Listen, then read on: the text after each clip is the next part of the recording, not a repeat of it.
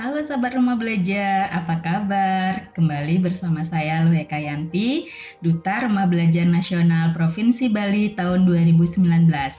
Dalam video kali ini kita bersama akan belajar tentang peta minda. Adapun kompetensi dasar yang akan kita pelajari di video ini adalah menerapkan metode peta minda dan menjelaskan metode peta minda. Sahabat rumah belajar, salah satu cara untuk memvisualisasikan proses berpikir adalah dengan menggunakan peta minda.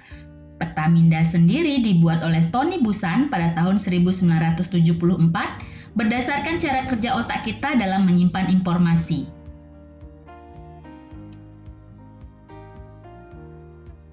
Hasil penelitian menunjukkan bahwa otak kita menyimpan informasi dalam sel-sel saraf yang jika dilihat sepintas akan menyerupai pohon dengan cabang dan rantingnya.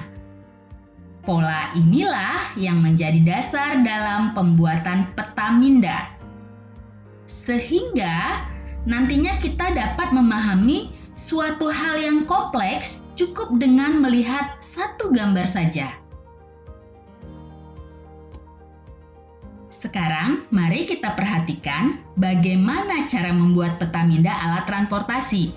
Pertama, kita buat pohonnya, yakni alat transportasi. Lalu, kita buat cabang-cabangnya, yakni transportasi darat, kemudian transportasi air, dan transportasi udara. Berikutnya, kita buat ranting di masing-masing cabang tersebut.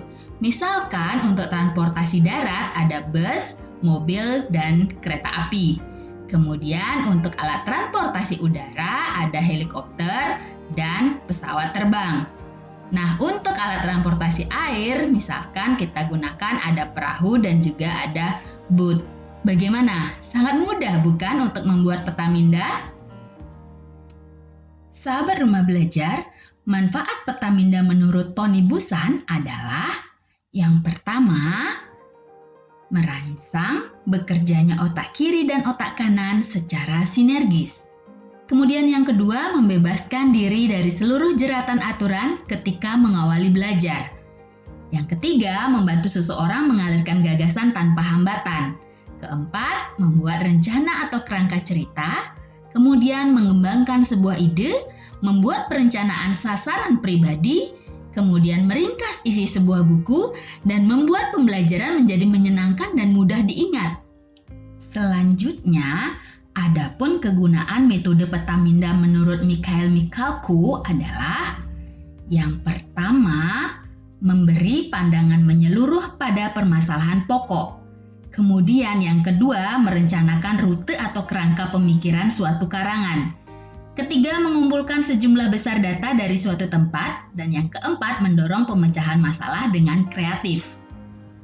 Lantas, bagaimana langkah-langkah membuat peta minda? Yang pertama, buatlah subjeknya atau judulnya. Misal nih, perlengkapan sekolah. Kemudian yang kedua, buat cabang-cabang utama, misalkan alat tulis, buku, pakaian, sepatu. Kemudian yang ketiga, kembangkan cabang-cabang utama. Misalkan di alat tulis ada pulpen, pensil, kemudian ada buku tulis, ada buku gambar, ada tas lempang, dan lain sebagainya. Nah, berikut adalah peta minda dari perlengkapan sekolah tersebut. Pertama, kita buat dulu cabang-cabang dari perlengkapan sekolah ini. Misal, saya buat alat tulis, sepatu, buku, dan tas. Kemudian kita bergerak untuk membuat ranting-ranting dari masing cabang tersebut. Misalkan untuk di sepatu ada ranting sepatu olahraga, sepatu harian. Di buku ada buku tulis, ada buku gambar.